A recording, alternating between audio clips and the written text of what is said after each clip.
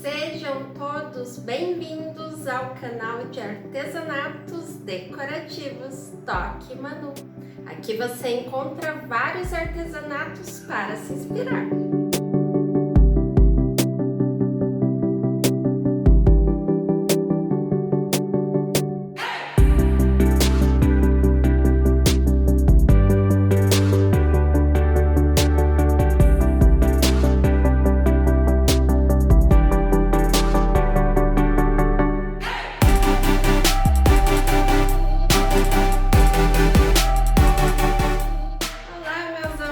Espero que todos estejam muito bem.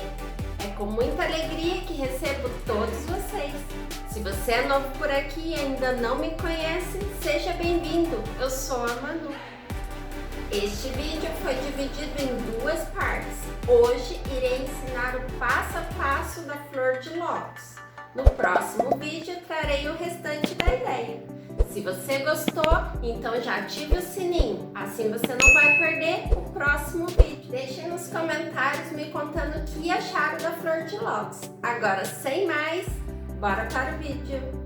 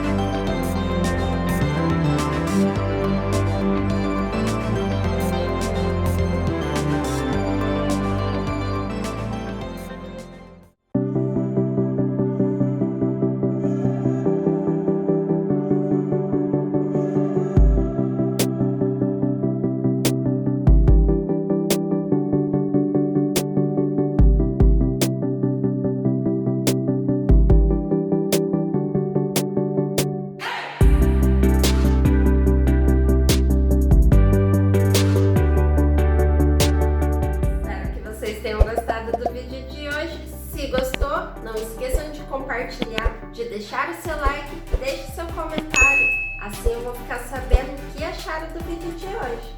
Agora eu vou ficando por aqui. Um beijo e até o próximo vídeo.